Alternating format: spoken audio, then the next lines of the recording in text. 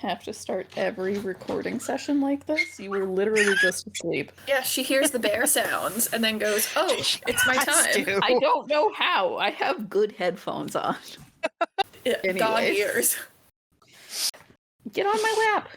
Come on. Get up here. Let's do this. Thank you. Okay, we're all here except Sif, but we miss you. Sif's place. I mean, Millie already has her place. This is true. Millie does have a place. Telling you, Millie is a weirdo. That's it. I will not be taking criticisms. Millie is one of us. Correct. Yes. I mean, she is a floofy-ass weirdo, so, like... See? Millie is a Pomeranian. Weirdo. Love that. Mm-hmm. But yeah. Alright. Stiff, when you're doing this, clip that and hold on to it for a Patreon exclusive. Watch her keep that in. Watch her keep that in the whole episode. Yep. Oh well. This is our fate.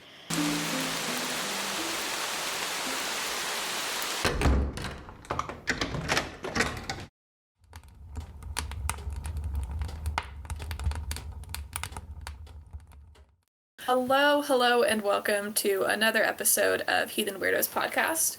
Today we are talking about sustainability in your practice. I'm Kenna, my pronouns are she, her. I'm Jay, Theo. mine... Go ahead, Jay. I'm Jay, my pronouns are she, her. I'm Theo, my pronouns are they, them. And that's all of us. Millie, do you want to participate? She laid back and I'm scratching her tum and she's like really digging this, so we're gonna let her do this. Okay, perfect. So what the hell is sustainability? I mean... Google gives weird answers, so I smushed it to make sense. Sustainability is the ability for something to be maintained, upheld, or defended, and it's usually in reference to environmental, economic, and social realms. So, usually when we talk about sustainability, it's the ability for something that you do to continue. It means, to continue without causing massive problems, basically. Yeah. And, and that can also change depending on your living environment or what pets you might acquire. Like, if you acquire a cat named Frederick, your sustainability might change because your altar might have to go into hiding so it doesn't get destroyed. Exactly. I love Fred. She's great. But also, yeah, I agree with everything Kenna said. Like, yeah. So what does it mean to have a sustainable practice? To me? You guys. Yeah. Cool. To me, a sustainable practice is something that isn't gonna break the bank. Like, bottom line, keeping in mind I did start my praxis when I was very low income. Right, so there's your economic realm, something that you can afford to continue to do. So my sustainability also, I try to go with more eco-friendly and ethical options. It's your environmental. Which often, yeah. And also just something that's going to jive and go well with my mental health. That would be the social realm, right? I think so. Yeah. Well, and also, like, a lot of my praxis, I've had to be in the closet. So it also had to be stuff that didn't scream, I'm a pagan. Yeah. That was going to be what I brought up absolutely. also. Yeah. Having it be sustainable in your life. Exactly. Yeah. And to have your safety sustainable throughout your So usually when we process. talk about sustainable as like a culture, it refers very much to keeping costs low and keeping the environment at a happy place. But sustainability also includes making sure that whatever you're signing yourself up for is a thing that you emotionally and socially can afford to continue to do. Because you don't want to end up with spiritual burnout. And that's the result if you don't keep your practice sustainable. Yeah. Well, I want to dive in there for the economic and ethical thing. Keeping your practice low cost but also like ethical doesn't mean that you have to spend. I mean, it's keeping it low cost also. Like, unless you have the money to throw it and that's what you want, like, that's cool. Like, if you want to go and buy everything from artisans and stuff, like, that's totally great. I support that. But a really great way to keep it ethical and like have a lower environmental impact and low cost is going to Goodwill. Yes. Yeah, Or thrift shops other- are great. There's so much Like, pagan shit in the thrift store. Yeah, my first altar setup I think cost $5 total. Perfection. Like, and it wasn't like bare. Like, I don't have a picture anymore. But like I had stuff and like it looked really cute, but it only cost because I went on like a quarter day or something. Oh, those are the best. Yeah, so like it only cost me like $5 and I was pretty well set up. And it was great. Speaking of thrift stores, any of you who have been around the community and have seen and, you know, talked with Kenna and all of us know that Kenna has some connection to the thrift store gods. She does. Oh my god. I love The best thrift stores. Join our Discord and you will see Kenna's thrift store haul. Dude, like, it's insane. holy shit. I find such incredible stuff. I don't know who it is. Yeah, But you also do. on the topic of low cost, do not think that, like, in my situation, I have the shittiest thrift stores in my area. Absolutely shitty. So yeah, sometimes I have to resort to like the dollar store. But when you're going with something like that, think about things that you can reuse. Reusability is a huge thing for sustainability. So dollar stores are great for jars. Yeah, so are like They're great old for pasta cheap jar stuff. Pasta sauce jars. Yeah. I mean, like literally, yeah. You get peanut butter from Costco. Guess what? Once you're done, 12,000 years later, clean it out. Use it for stuff. One of my favorite jar labeling methods is oil-based Sharpies. Ooh, that's clever. Oh wow. Because like with a lot of those you can, like, if you do it right, you can put those through the dishwasher and stuff, and also even if it like kind of like chips off, it's really easy to just go right back over it and it looks just fine. Yeah, no, that's a great idea. Or, you know, you can also just use regular ass Sharpies. Yep. Like, Get creative with it. Yeah.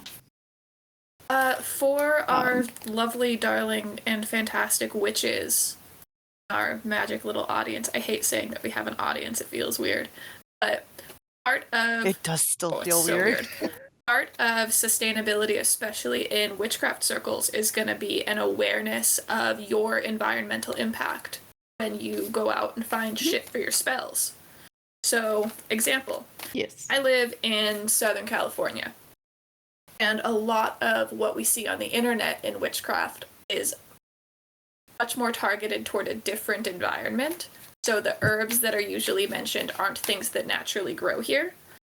So part of sustainability for me has been finding correspondences for what I have in my backyard. Things like cactus spines, and prickly pears, and desert plants. Yeah. That you don't have a lot of information about, and building correspondences with those things that naturally grow here has been super helpful. So I don't have to like go to the store and buy a shit ton of fucking garden sage or whatever. I can use something else. Yeah, definitely. For any witch living in an area that isn't like England or even maybe in the Northeast, Seriously. get yourself a copy of a local field guide. Oh yeah. Definitely. It'll tell you what's local to your area. It will give you some basic information, but it'll also give you a starting point to start doing some research on your own.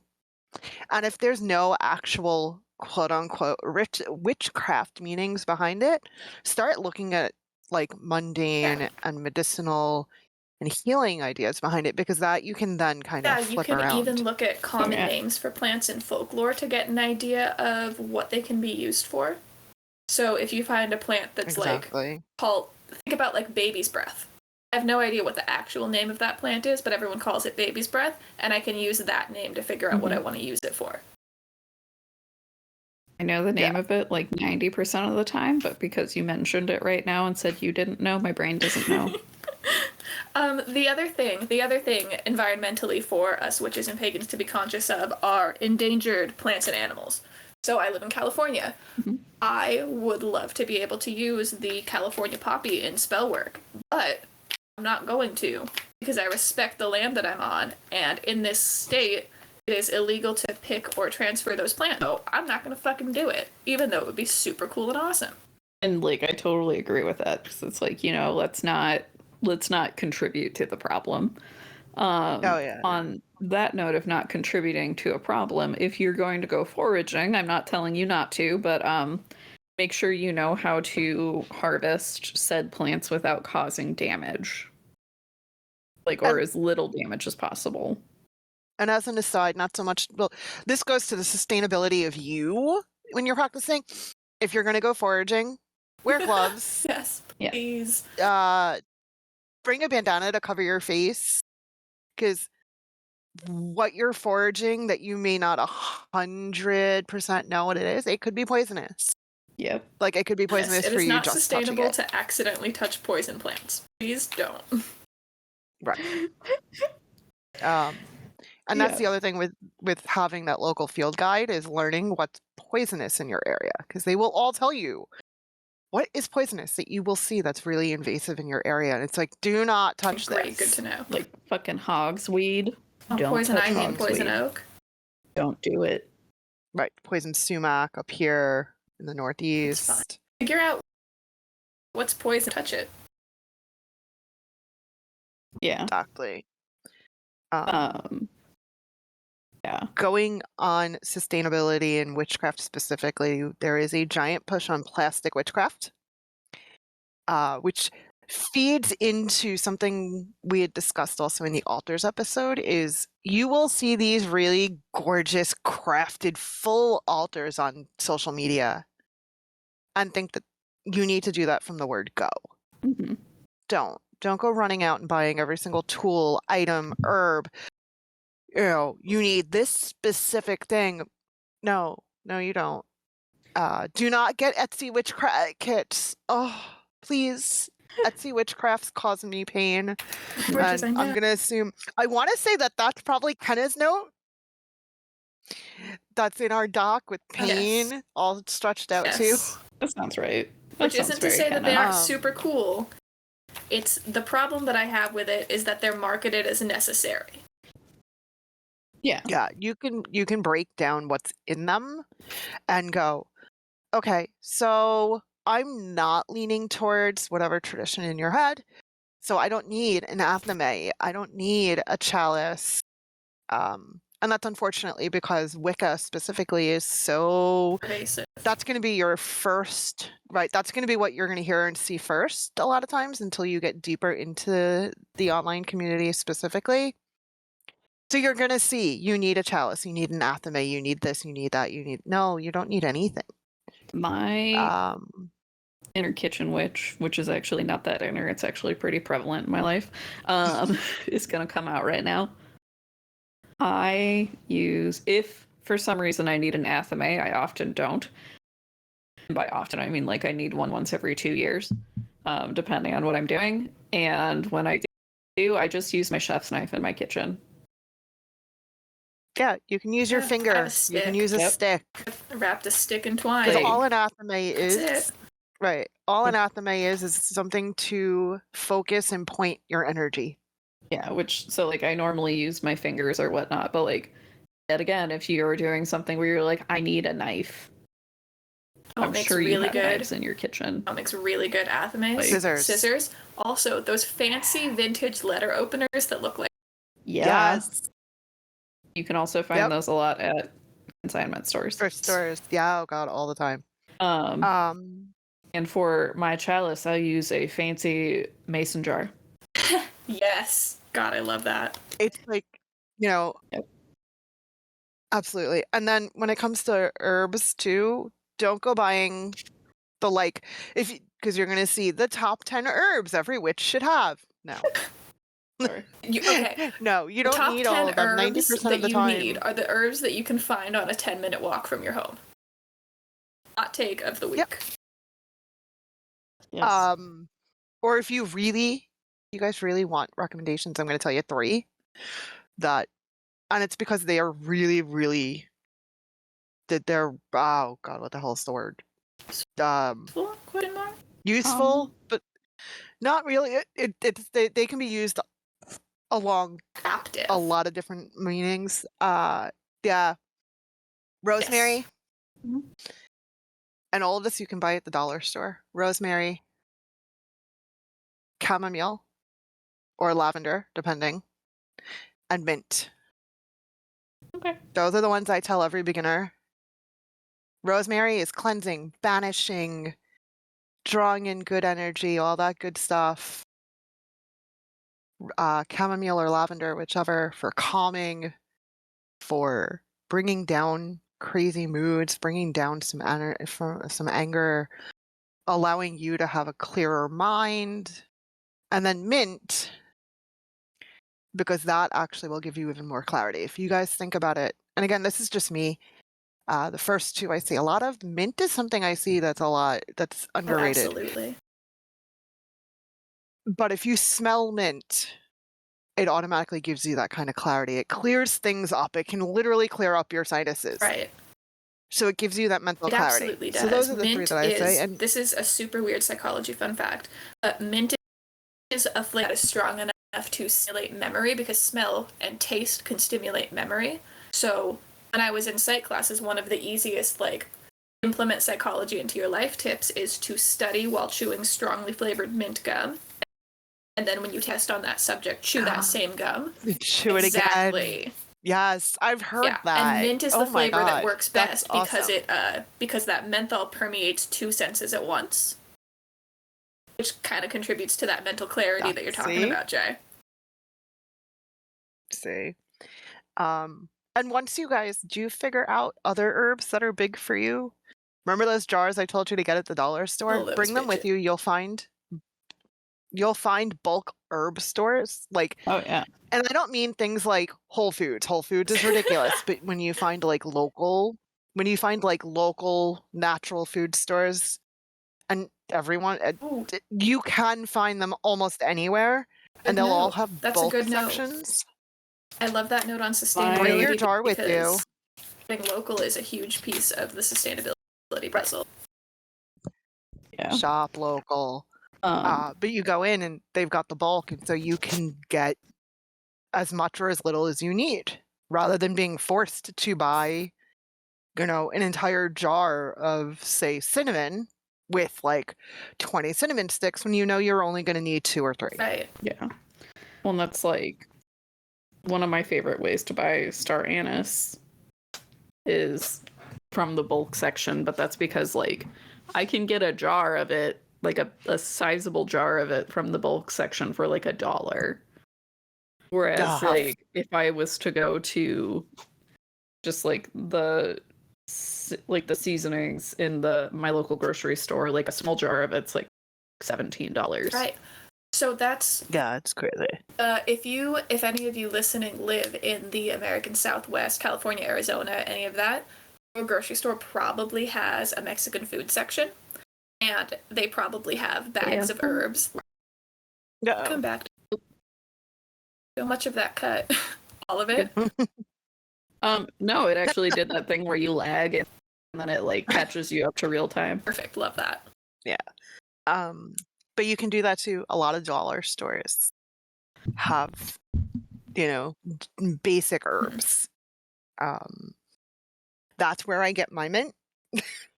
Just because I use so much mint that I Yeah. buy, if I'm in a dollar store, I'll buy 2 or 3 bottles of mint. Why not? That 2 or 3 bottles of mint will last me about a month, maybe a month and a half. I mean, you use what you use. Yeah.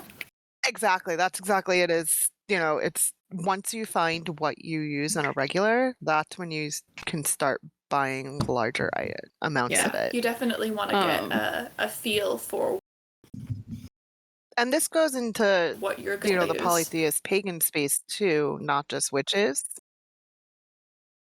Yeah. And like I said, this goes beyond just the witchcraft spheres with that, because a lot of pagans use certain herbs as offerings. So when you figure out what is your perfect offering, what your gods really, really like, then start getting them in bulk. Bulk is going to be better on the environment. It's going to be usually better on your pocketbook or your paycheck. And you're going to feel better about it because you're going to have that large supply of it. So you never have to go, oh shit, I want to make an offering to, say, Freya, but I'm out of roses. And then start having to figure something out. One thing along with that is the sustainability of just getting what you need. So yeah, you'll see those really pretty decked out altars on the internet, which that's totally cool. And if that's what you personally decide you want, go for it. But for me, I think we've talked about before, I often just use what I have around in the house, because that's how my practice was built originally. I couldn't afford other things.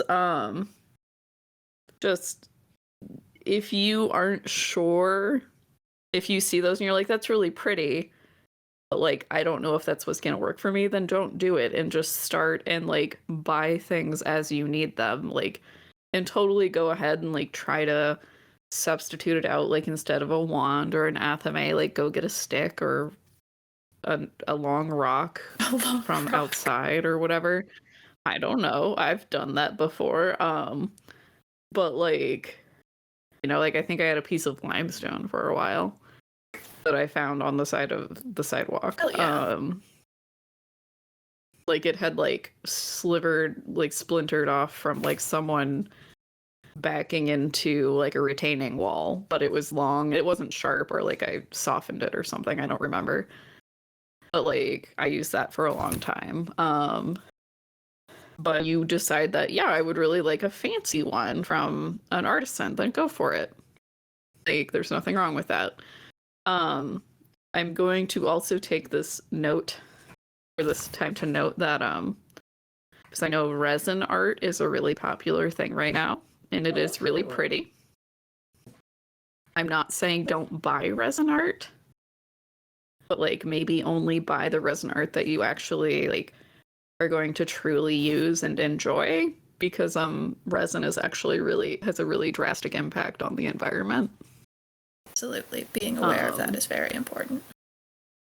Yeah. Yeah. And yet again, where it's even knowing that, I love resin art, it's super pretty. I don't own any right now, and it's just because I haven't found the piece that speaks to me. And I don't have anything specific in mind, so I just haven't bought any because of that. If I was to find a really beautiful cutting board, because I use cutting boards a lot in my praxis. If I was to find a really beautiful cutting board that had resin on it and stuff, and I was like, oh my god, I love that so much, and I would definitely use that for my altar. I would consider it for a while, and then I would probably end up buying it if I still wanted it after X amount of time. But that would be also putting a lot of thought into because I have cutting boards right now that I can still use and are totally functional. So that would be a conscious choice to improve my pieces, if that makes sense. No, absolutely. Because I actually have a friend who works with resin art, but even in that, when they're mindful of of sustainability too there. So they've done a lot of research into, and this is something also for across the board, do the research into the companies that you're buying from as well and look at their sustainable practices. Because yes, resin itself isn't the most sustainable, and yes, it does have an impact on the environment. But if you look at certain companies that do make resin and the resin, the epoxy mixes and all of that, you can look at what their sustainability practices are. Do they even have any? And that can also, influence your choices.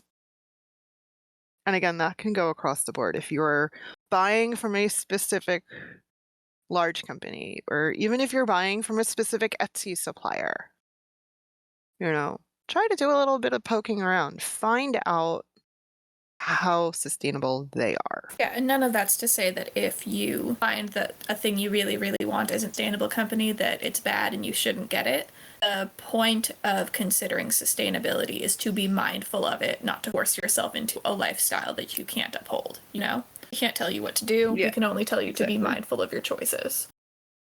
It's a good recommendation. On the note of looking at artisans for witch shops, I know this is kind of I guess it's sustainable socially for me personally, but looking through that shop to make sure they aren't selling problematic things. Absolutely. Oh yeah, definitely. Not selling things covered in swastikas or black suns. Yeah, or being this is a Sami piece. Would you like to buy it? Unless that artisan is actually a Sami person and is just selling cultural pieces that are appropriate, that's fine. Yeah.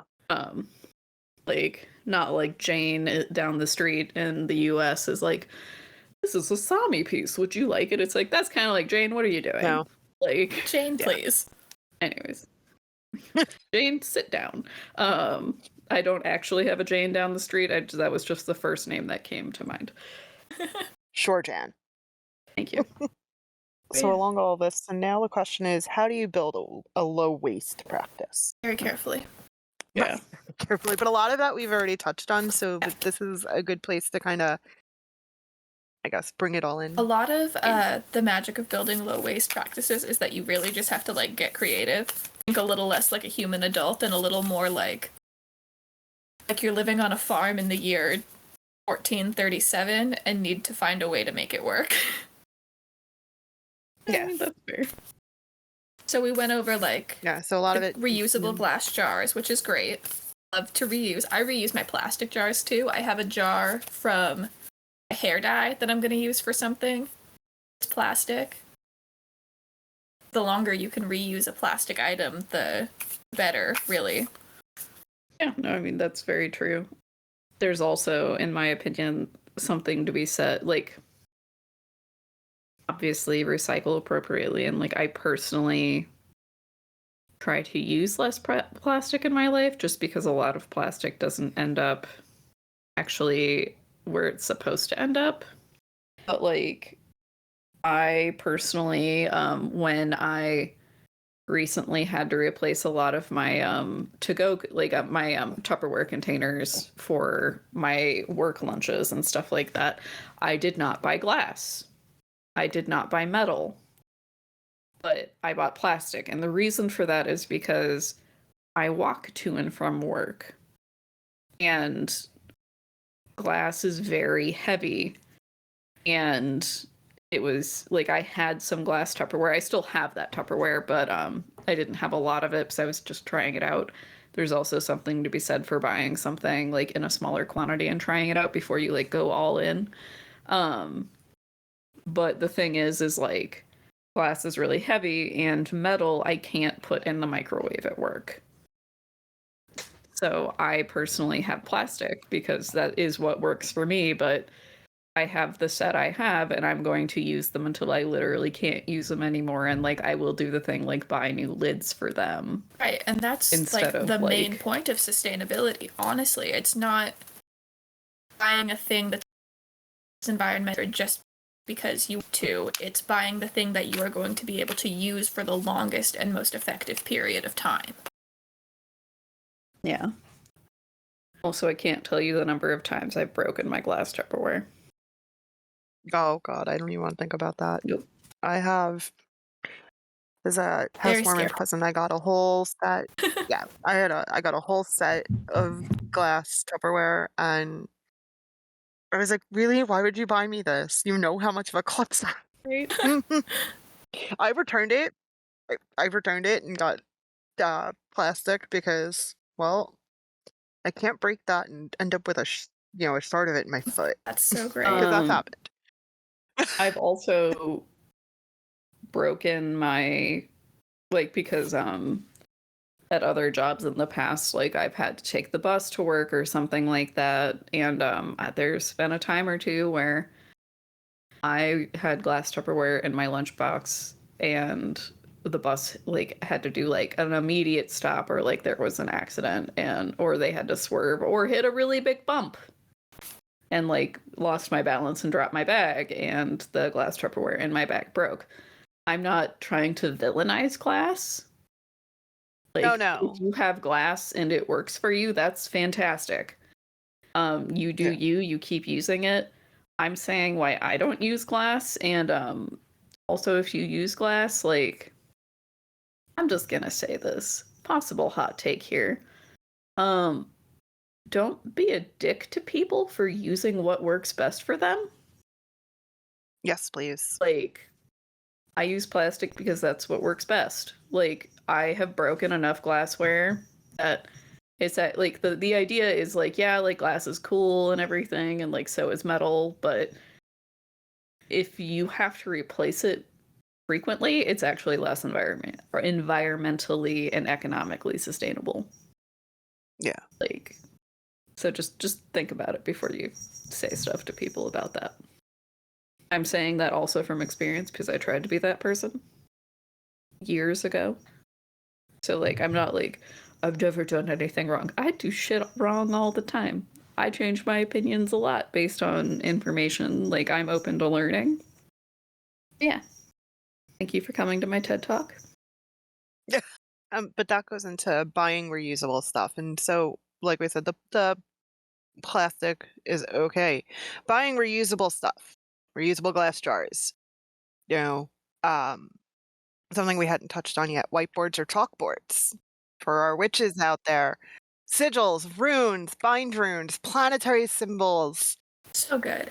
Even just writing out your intentions or writing out petitions. I would even argue that as pagans, if you are more comfortable not saying prayers out loud, I do this all the time. I write my prayers out. Write your prayers on a whiteboard or a chalkboard. Then you could just write them right there and then do your little ritual thing and it'll all be great. Or if you have good fire safety practice, you can write it on a piece of paper and then in a safe environment you can burn it. The story of my life. Welcome to all of my witchcraft ever. Something that's really, really underrated that people don't talk about a lot, and it's because it's one of my favorite banishing spells. Use toilet paper and flush the damn person down the toilet. Oh, that's a good idea. But that works for anything. That works for anything you're trying to get rid of. Write it out on a piece of toilet paper. Flush it down the toilet. Or write it on a sticky note, Simple and easy. Yeah, or a sticky note or scrap of paper and put it in the freezer. Like, this doesn't have to be super over the top and involve a lot of things. A lot of my craft involves a piece of paper and a pen. Exactly. Like, same. Maybe a tea light. Sure. But yeah, like a tea light or a lamp. Yep. You can use your lamp. Yeah. Or your ceiling light. Like, oh yeah. Right. We've had these discussions is that like your altar, your ritual, your spell work doesn't have to be elaborate. Doesn't have to be 1,700 steps and 1,200 items and no. Yeah. And like I also go simple. Yeah, and I also bring that up for, people that don't have a lot of money. Like, I know I started using like my ceiling light and stuff when I just didn't have a lot of money to throw at things. So like I couldn't afford candles. Like, yeah. use your ceiling light. It's totally fine. Or if you have this specific window in your house that gets that, like, the light just right at a certain time of day, go there at that time of day to do your stuff if it's possible. Like, you don't have to do something specifically just because that's how it's quote unquote traditionally done or commonly done. There are air quotes around both of these phrases. And it's, it's use what you have. And if also, even if you have the means to buy candles, like if you're in a place that it is just not feasible for you to have fire or whatever, like get yourself an LED votive candle or use a lamp or your ceiling light. It's totally valid. And there's a note in our doc, and I love whoever wrote this, and I'm going to assume it's Kenna, about being creative about your spell work. This is you, isn't it, Kenna? Go ahead. Because this is brilliant. Correct. Sorry. No, brilliant. You have to be creative about your spell work because we live in like the 21st century. It is the year 2022 and you can use things around you. So what I wrote in the doc is that an example of creativity in spell work is something like an Uno reverse card as a return to sender spell. Yeah. And there are more uses than that. Like, you can put sriracha in your banishments. It's fine. Spice that shit up. I tell people, if you are like me and most other people who use tarot, you have decks that you just ended up not using anymore. Don't call me out like that, Jay. Use those cards.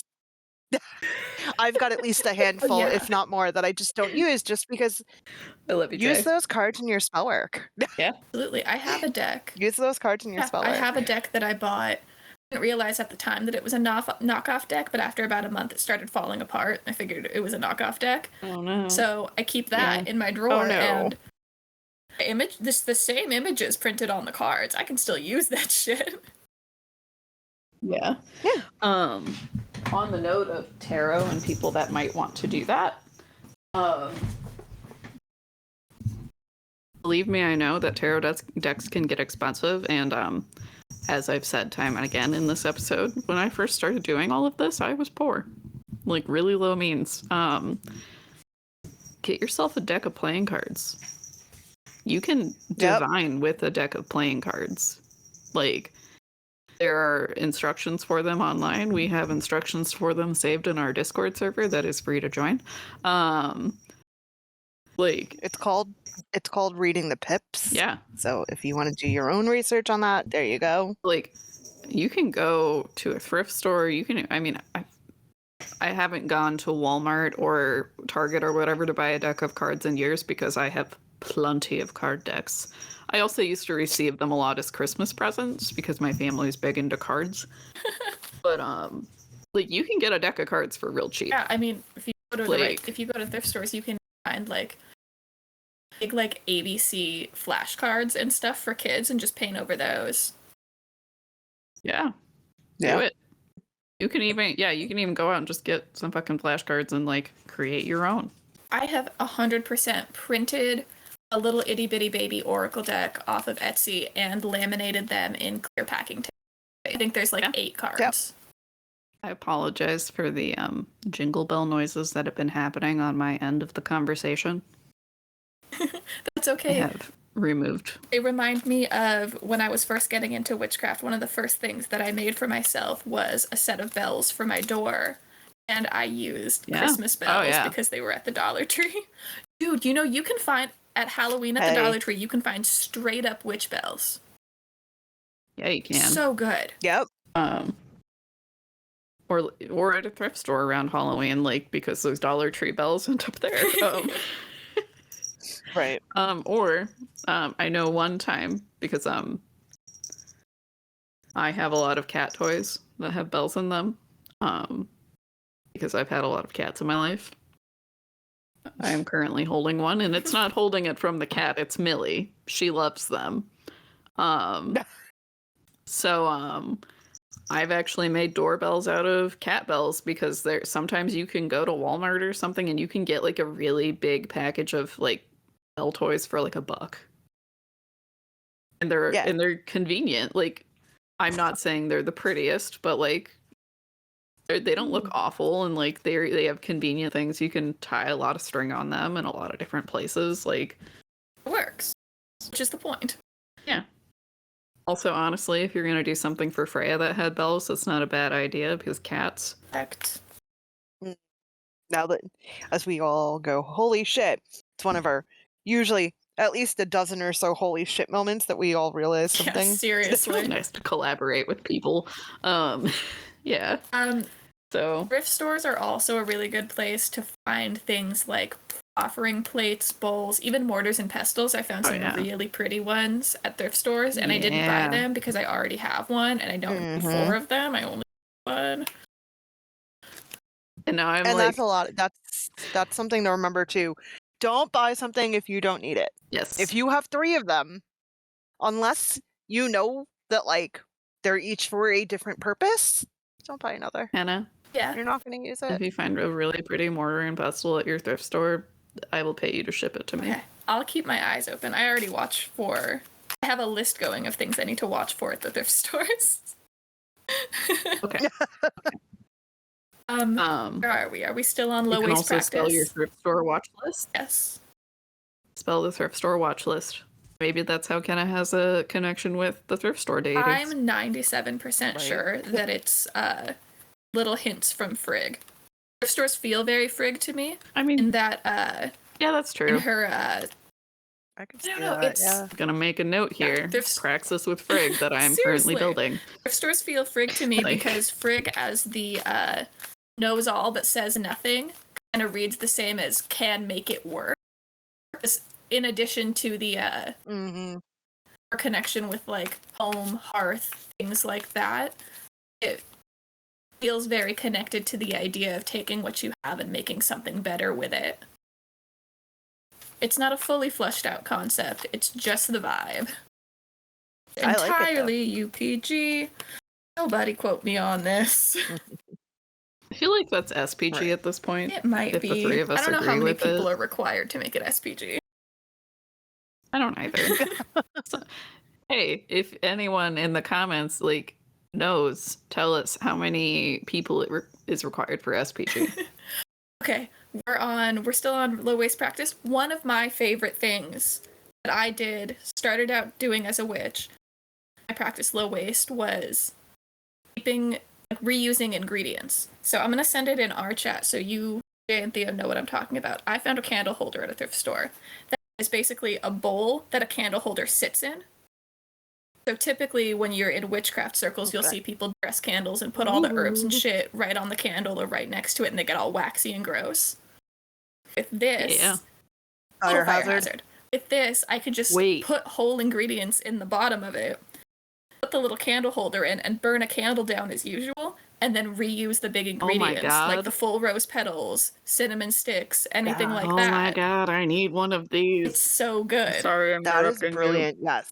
Reusing your spell ingredients is so underrated.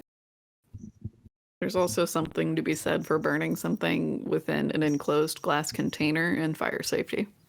Correct. Yes. I will die on the fire safety hill. The only thing that you can't do with this one is like put an oil in, because trying to clean the bowl piece out if there's oil in there is a time. You could use denture cleaning tabs. I would have to go get those, which is a problem. Dollar store.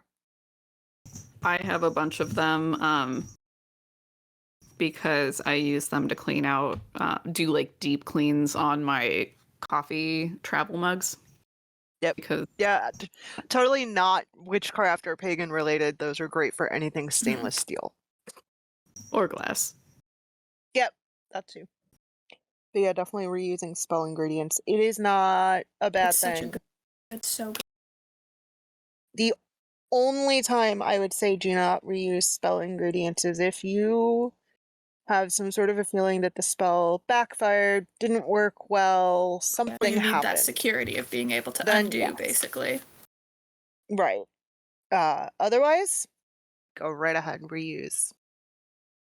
But if you feel like your spell backfired or didn't go off as planned, don't reuse those. At least that's my praxis. Don't reuse those. But I feel like that's a logical Yeah, and not thing. all spells are going to be able to be done in this way. Some spells are more inherently, like jar spells, of course, you're probably not going to reuse, because typically with a jar spell, you keep it on the shelf or bury it. Oil-based things, you actually, like, use the oil. So you're not going to reuse every spell, just when possible. It's kind of cool. Yeah. I know. So, like I said earlier, I have a percolator. That was the caffeine episode. Okay, sorry. I have a percolator I use a lot in my spells. And what I'll do, like, and normally those spells do involve caffeine, but sometimes it'll just involve tea or other herbs. What I'll do is I will percolate it together, like brew it together, while I do other work for the spell. And then I will put both the herbs and coffee or whatever I used into a jar, and once it cools, I'll put the liquid into that jar so I don't shatter the jar. And like that way, in my praxis and in my spell working, I feel like that just melds it together better, and like for certain spells, and makes the ingredients like really just like lock in together. I don't know. I think that makes perfect sense. Yeah, definitely. Red was getting in the yarn again. Good. And when it comes to disposal of spells and spell ingredients and offerings, don't feel bad if you have to throw things out. Yes. Is one. Look at lower waste or more eco-friendly ways of disposing. If it's compostable, awesome, put it in there. If you are able to return it to the earth, go outside and put it out. Composting, so great. Do not return things to the earth if there is salt in them. You will ruin the pH of the soil around That it. would be a bad time. Don't do that. Part of sustainability right. is knowing what the thing you're returning to the earth will do to the earth.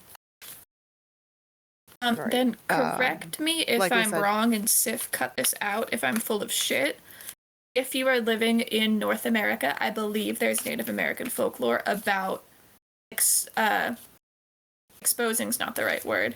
Disposing of alcohol on the earth, because alcohol is a poison, and indigenous cultures of the Americas find that to be pretty disrespectful. So if I'm right about that, it's probably a good idea to not.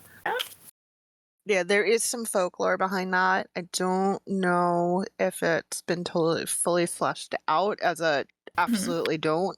So at the very least, it's something to keep in mind, especially in heathen craft circles. I don't want to say the pour one out for the bros vibe, but it's often in brosatru. So maybe be like, this one's for my homies. Like, pouring one out for the homies. Conscious I know that about that is what I'm gonna.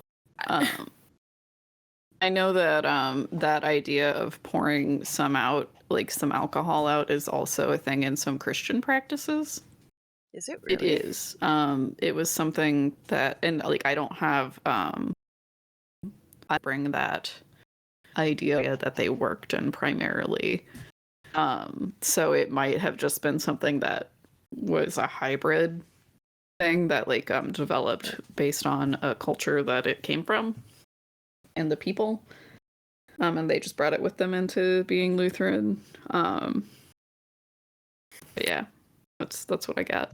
But yet again, that I'm not trying to diss someone's culture, but knowing what you're doing to the environment is important. The other major point that I wanted to touch on, yes I am, is you talked about the validity of throwing things away, and it is totally valid. The idea there being that when something is done on the altar, it's the sacredness has been taken from it by the gods, right? You take it off the altar, it is no longer sacred inherently, and therefore it is okay to throw it in the trash.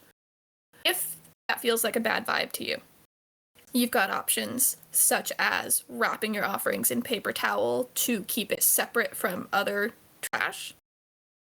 One of the things that I thought about, That's actually a brilliant one of the things idea. that I thought about when I was getting into this was like altar trash, like a little special trash bin for special altar trash, which could be valid if it works for you. I didn't end up doing it because I can't keep my shit together. Is mostly the reason. I was gonna. Ow, Fred! God. That has All right, thoughts. just climb my leg.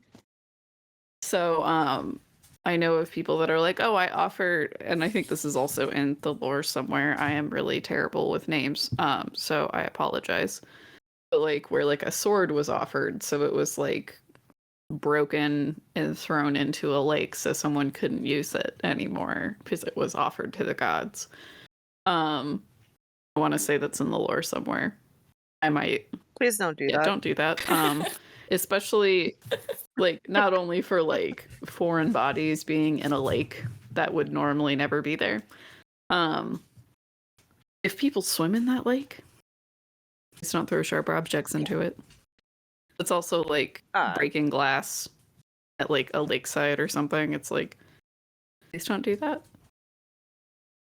Going off back really quickly to disposing of offerings and whatnot, my brain just thought of something. Again, this is what happens. So I have one big glass bowl where I'll throw a lot of my offerings for a while until it gets fuller, just because it's easier for me. And then I'm like, okay, how am I getting all this outside? Because carrying an entire glass bowl down my stairs. I just thought about something because everything that I offer that goes in that bowl can be returned to the earth.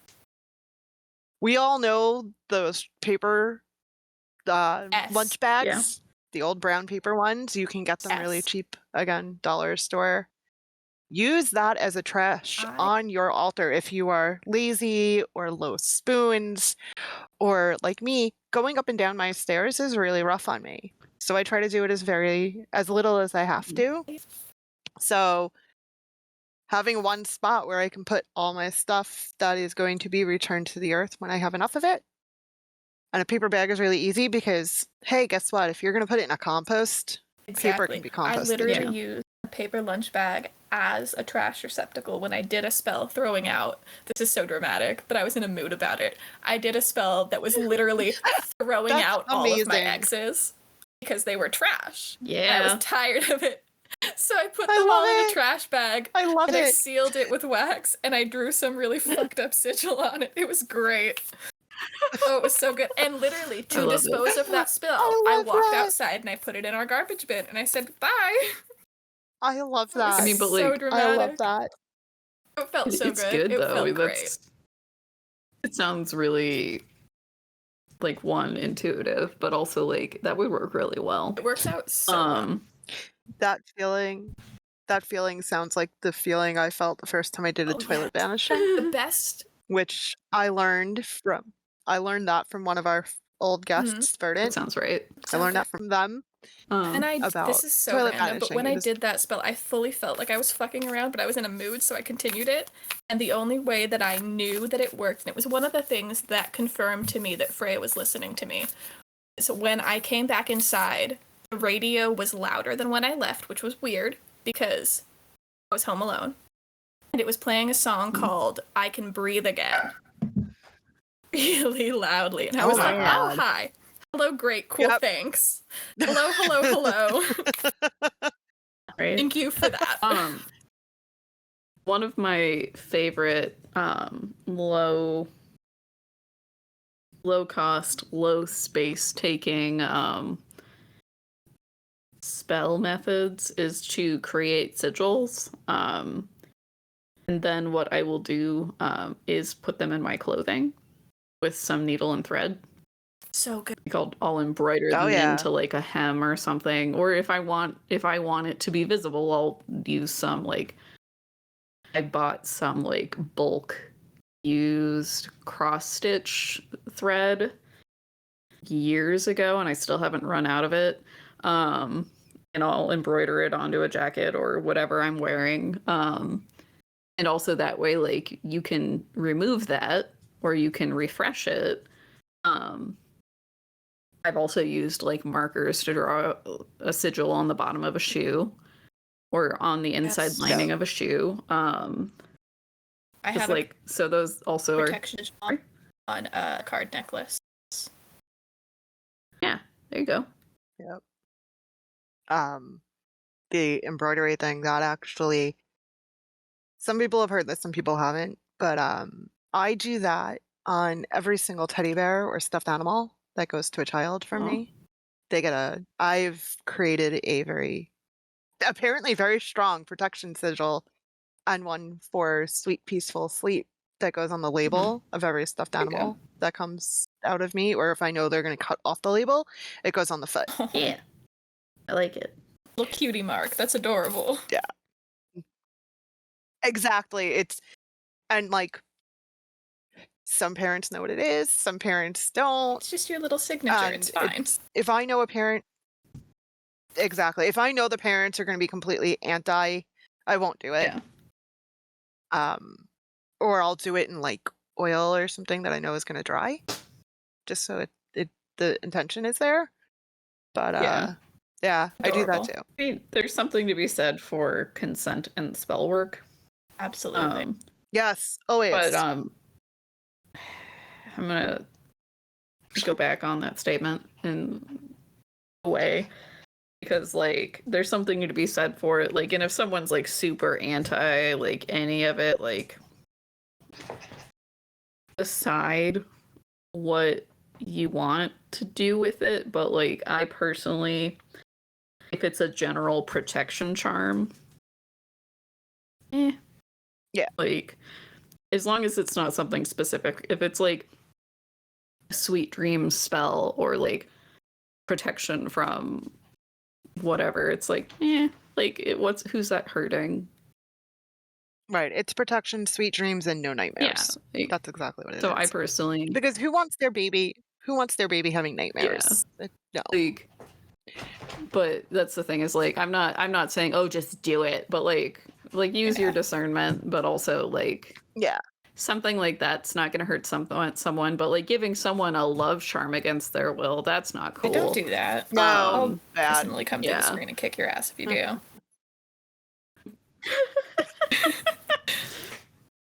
See, sustainable of your own Seriously. life. Don't do love spells. Love spells aren't sustainable, and you should stop. Please. Okay, are you guys ready to go through some of the like sustainable shit we do on our own in our practice that we haven't already talked about? Anna hasn't looked at the chat. I refuse. If we give me a second. No, you need to. It's great. Yes, I will Big Bird your door down. I'll do it.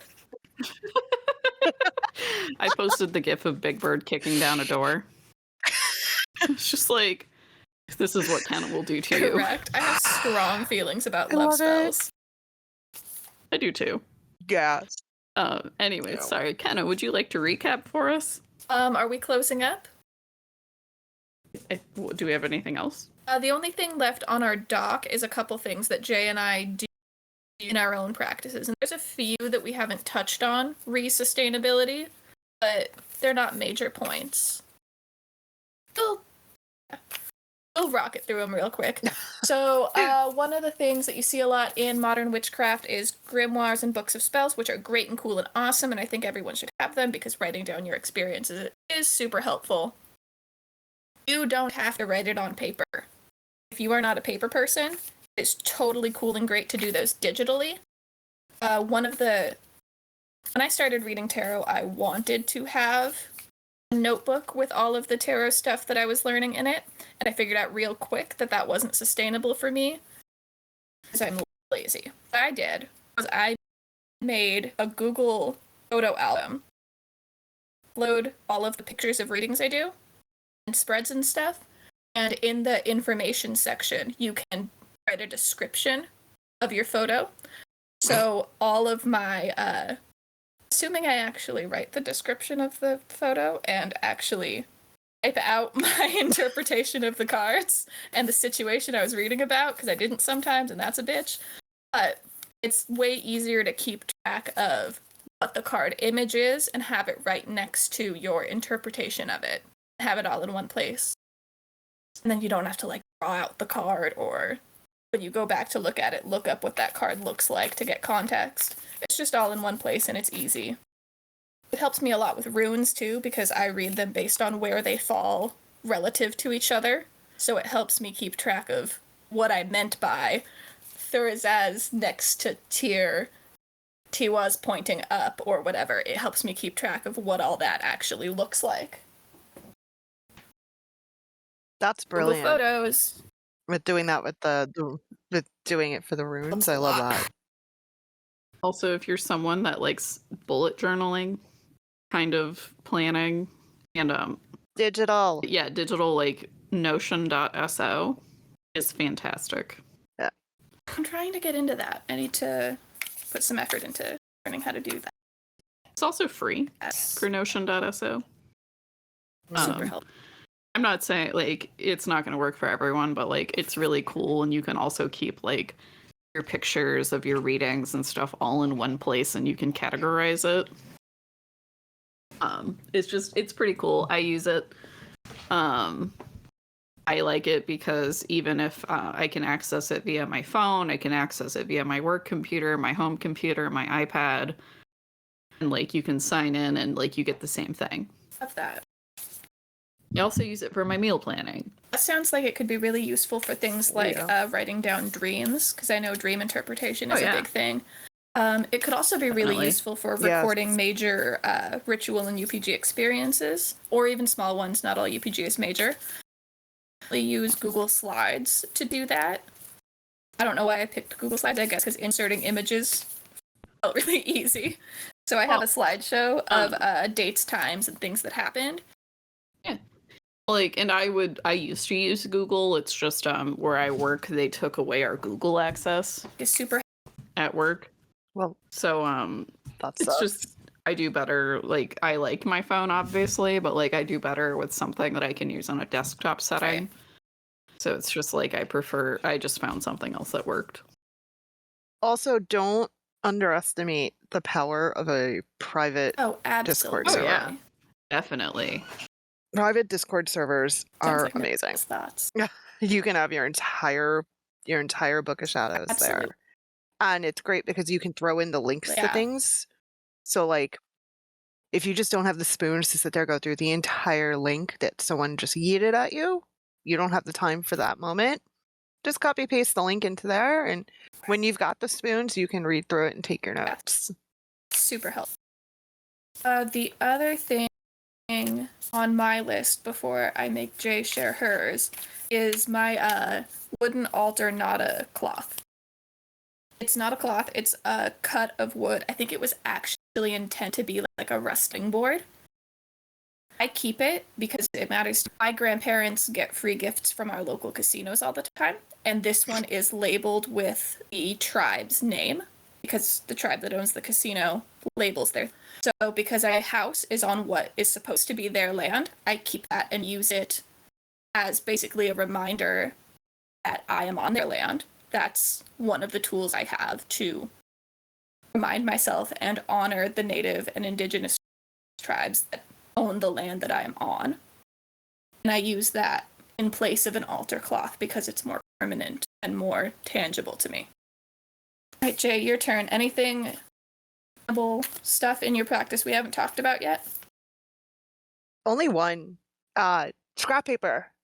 Just because, and I don't mean just scrap paper that you've used for other spells. We all, I'm pretty sure all of us have, random scraps of paper. So you write down a note from a message on your voicemail, but you don't use an entire page of paper. Rip off that memo, put it wherever, and then you've got this whole other sheet of paper. Use it. Don't be afraid of saying, well, something else was on it, so I can't use it magically. Yeah, you can. Just separate the mundane. Totally. Or I already wrote part of a spell on here, or I use this page to practice my sigils before I put them on something more permanent. You still have extra space? Use it. Do not be afraid of reusing scrap paper. Because otherwise you will end up with this giant stack of random scrap paper in your garbage, and what's the point? So that, and I actually reuse the glass containers to Oh, 7-day that's candles. I use them. I've actually used them as something similar to a jar spell, but I won't Mhm. steal it. Or I'll put something like tight on top of it, like sort of like a cork, Yeah. but not. For things that I need to shake up, I have used it for a prosperity working. Just kind of kept layering random Yeah, stuff, I so love that. coins and things. Oh, something I just thought of. If you have board games Monopoly that have money. money to them, but you're getting rid of the board game, right? Take the money from the board games. Take the dice from the board games. If the board games are going bye-bye, take the actual tools from it. That's not quite considered sympathetic magic. What am I thinking of? Symbolic magic. What I'm thinking of. Yeah. I can do Yep. words. Because especially in money bowls, you don't have to just use actual currency. You want things that are going to give you the imagery and the thoughts of You want the vibes. prosperity, money. The houses from Monopoly really work well. If you are looking to manifest a new apartment, new home, new living situation, use the houses from That's Monopoly. genius. I might need to do this. I've been meaning to do a prosperity spell, a couple, one for housing and one for money, for a little bit. Go to the if you go to the thrift shop, a lot of times I've always seen Monopoly at every thrift store I go to. Yeah, that sounds right. Buy yourself a Monopoly and use everything, because usually when you get them at a thrift store, not everything's in the box. Yeah. When you only need pieces, that's fine. Well, my family also always played Monopoly as it was meant to be played. So it would take us days to play games. And Monopoly and I are not friends. No. I've been in multiple games of Monopoly where the table was flipped. Nice. Because someone my group of friends that play board games, we refuse to ever play Monopoly again. That's probably for the best. Yeah, seriously. So that's neither here nor there. Yeah. But yeah, use board game pieces. Theo, do you have any random sustainable practices that you want to share that we haven't talked about? Trying to think. I mean, most of my stuff I use is able to be returned, to be composted and stuff. I buy most of my stuff used. I have where if I'm not using a mason jar or something, and if I'm actually using my altar, I do have a set offering bowl and chalice, quote unquote, that I use, and it's an old cream and sugar set that I found at a thrift store for $1, but it's really pretty. It's got gold inlay and stuff. I don't know. Use thrift stores. They're great. So you can find some really cool shit at them. Thrift stores are the best. This is true. Yeah. That's all I got, I think. Right. Sounds right. So to recap. Sustainability is basically finding a way to make your practice economically savvy for you, so affordable and able to be making sure that you're able to keep up with the standards you're setting for yourself. Sustainability is also about making good choices for the environment so that humanity can continue, please and thanks. Sustainability is also about making sure that your practice is something that you as an individual can keep up with. So keeping things at a pace that you can manage is super important. Having a sustainable practice involves making sure that you're aware of the environment around you within the means that environment gives you. Making sure that you are not forcing yourself to spend more money than you can justify for the sake of your practice, your witchcraft, your faith, etc. You do not need to abide by the values of plastic witchcraft or paganism. It is not required that you have every single piece that any given pop culture altar or sacred space has. Your sacred space is yours, and you make it yours with things that you want and value. Building a low-waste practice is a really great way to work sustainability into your regular ritual schedule or whatever. Reusing glass jars, buying things used, and working to dispose of your offerings safely in an environmentally friendly way are great ways to incorporate low waste into your practice. Is that everything? I think so. I think Sounds so. right. Yeah. Cool. Thanks for joining us. That was probably a really long episode, so I'm glad you stuck through it. Something weave a connection between the like, subscribe, and notification button. We have a Discord server. It has a channel called Broke Bitch Praxis, where you should definitely come and share all your cheap bitch tips and tricks and things you find at the thrift store that you feel are very aligned with the broke bitch values. Come join us. It's really fun. I think that's it. Nope. One more thing. Oh, fuck. We now have a Patreon. So if you made it this far in our episode, we will have the link below. And, come join us. We'd like it. I mean, you don't have to. You can just join our Discord server. It's all free. You're never going to have to pay for something we necessarily do. We are creating Patreon-only special things, like special less edited episodes and special special outtakes of our delightful nature. And we have so many outtakes. We are our patrons will have their own section on our Discord. We do have a Redbubble store in general, which I think we have been linking below. If we haven't, we could do that. Professionals. But we are thinking. Oh my god. We are thinking up some Patreon only merch. So let us know if that I join get us. The Patreons will also be able to have some more input on our episodes and like some suggestions that we could cover. So yeah. Join us. It would be fun. If not, join our Discord. That would also be fun. It's also really fun. All right. Well, with that, I think that's everything. Perfect. Ellie's upset that I'm still recording right now, so I'll probably go. Okay. But yeah, so have a good day, everyone. Yay. And remember to keep heathenry weird. Absolutely.